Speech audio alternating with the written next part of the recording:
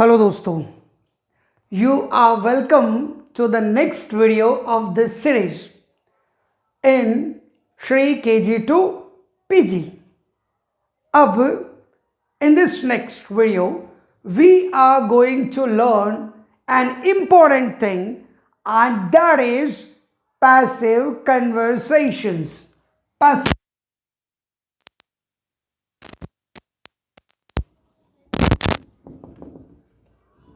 अभी आप बोलेंगे ये क्या होते हैं। इससे तो समझ में आ रहा है कि ये एक कन्वर्सेशन है, मतलब हम बात कैसे करते हैं। दुनिया की कोई भी भाषा जो होती है, any language, it can be expressed in two ways with the same meaning. जैसे मैं आपको एक एग्जांपल बताता हूं कि भाई ऐसा है कि I belong to Madhya Pradesh, MP government. मान लीजिए एमपी गवर्नमेंट जो है सालाना 25 लाख किसानों की मदद करती है, उनको कई नई नई पॉलिसीज बनाकर देती है, उनकी तरह तरह से हेल्प करती है। एक हो गया ये कन्वर्सेशन जिसे आप जब when you are studying in school days you are learning in the name of passive voice, कि एक वॉइस था ऐसा जिसमें कि कोई भाषा अगर बोली जाती है ना तो उसमें ये होता है कि करता कौन है, कौन करने वाला है, एक्शन कौन कर रहा है, एक वो होता है, एक जिस पर एक्शन होती है बाद में वो होता है, और बीच में वो जो एक्शन होती है, मतलब पूरा खेल एक्शन का है जिसको आप वर्ब कहते हैं। जैसे कि एक है एमपी गवर्नमेंट, दूसरे है फार्मर्स, और तीसरी उनको दी जाने वाली है रियायत, मान लीजिए सब्सिडी। तो एमपी गवर्नमेंट जो है 25 लाख फार्मर्स को, किसानों को एक साल में सब्सिडी देती है। एमपी गवर्नमेंट 25 लाख किसानों को सब्सिडी देती है। पैसिव कन्वर्सेशन का मतलब ये, आप जो आपने अमूमन सारे न्यूज़पेपर्स में पढ़ा होगा, if you read newspapers you come across the passive language only, maximum to a great extent only passive language is written. और वो पैसिव लैंग्वेज ही होती है कि भैया सालाना 25 लाख किसानों को रियायत दी जाती है एमपी में, एमपी गवर्नमेंट के द्वारा। मतलब एक तरीका ये होता है कि जो करता है, जो भी कोई एक्शन करता है वो होता है, और बाद में वो होता है जिस पर एक्शन होती है।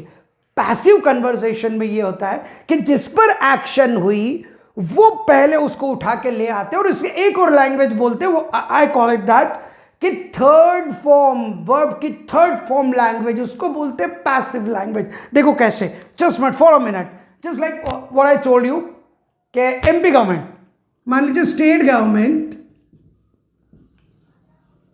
जो होती है, हम एक नॉर्मल सा वर्ड लेते हैं हेल्प्स, और किनको, फार्मर्स।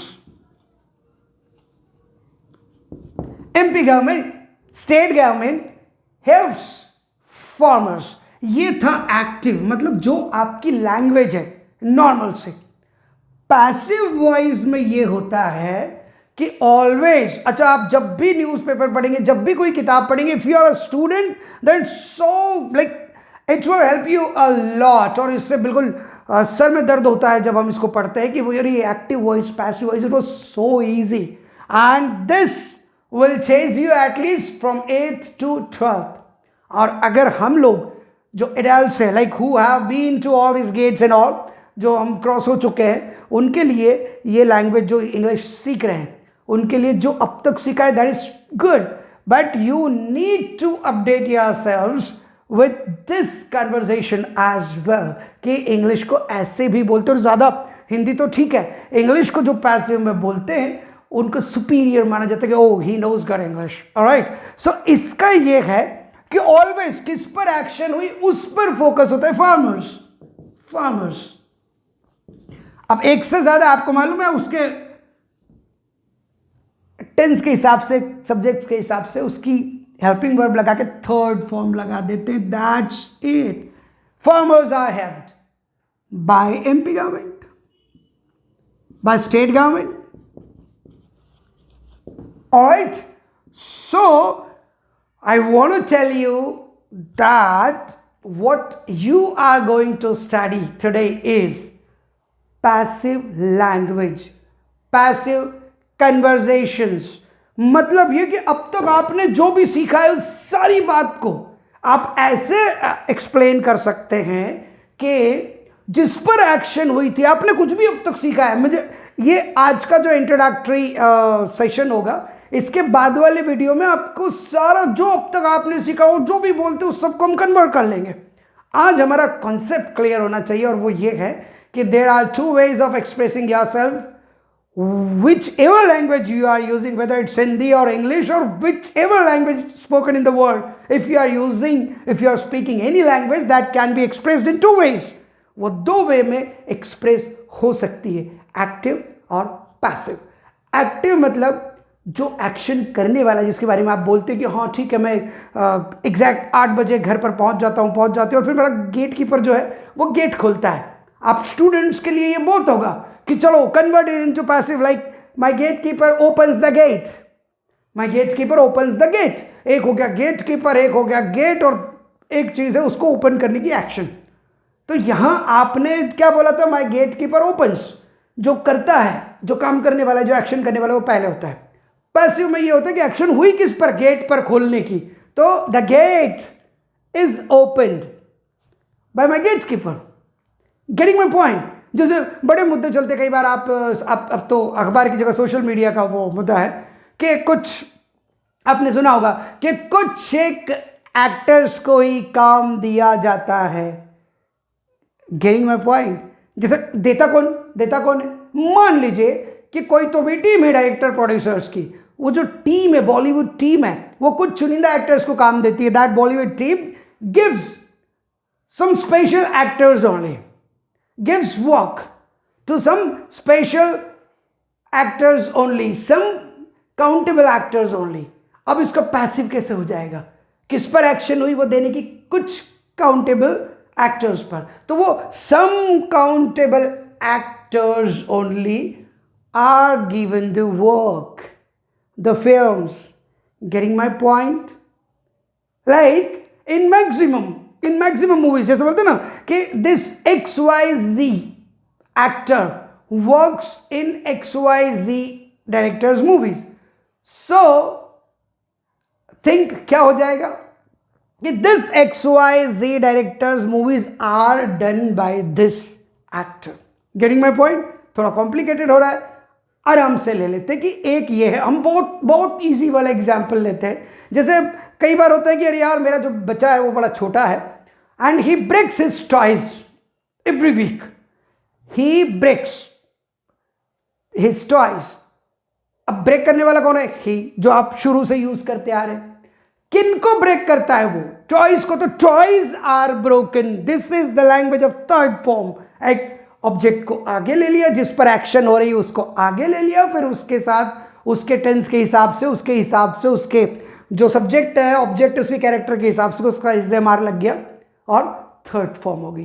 That's it. जैसे कि in India we people generally use Chinese phone, this is correct, and now days some things are going on to avoid Chinese things and all. So we Indians, maximum Indians use Chinese phones. So Chinese phones are used in India by maximum Indians. This is the concept. I use black ink to write. So black ink is used to write. Getting my point? अब अगर student है या समझने के लिए कुछ भी, जैसे मान लीजिए कि ही टीचेस मी, अब किस पर एक्शन हुई? मी पर। I am taught, third form, by him. जैसे आपने सुना होगा 3 militants are killed every month, many militants are killed by BSF on the border, means BSF kills many militants. So many militants are killed by BSF. Okay, jawans, sepoys on the border. Getting my point? Up now you can keep on thinking कि इसमें और क्या हो सकता है, like how you're used. जैसे बोलते ना in pandemic period or in any crisis, food is distributed by government side. Means government distributes food, तो उसको क्या हो जाएगा? Food is distributed to the poor people, among the poor people. Government helps poor people. Poor people are helped by the governments of any state. Getting मतलब दो तरीके की language होती है, एक सीधी सीधी सी होती है जिसको एक्टिव वॉइस कहते हैं आपकी स्टूडेंट लाइफ में, और एक जो है घुमा के होती है, उसके मीनिंग में कभी कोई चेंज नहीं होता है. Meaning is the same but the way of expressing it is different. Like the person who is being actioned, जो जिस पर्सन पर एक्शन की जा रही है, जिस पर उस वर्ब का फर्क पड़ रहा है, उसको ऊपर ले लेते, पहले ले लेते, और ये लैंग्वेज थर्ड फॉर्म की लैंग्वेज होती. ठीक है. So today only introduction for this language. Now in the next 1 or 2 sessions, in 1 or 2 videos, I'll explain you each and everything. If you are students, and even if you are not students, after watching this video, you just send me comment कि इसको कैसे करेंगे, will explain it.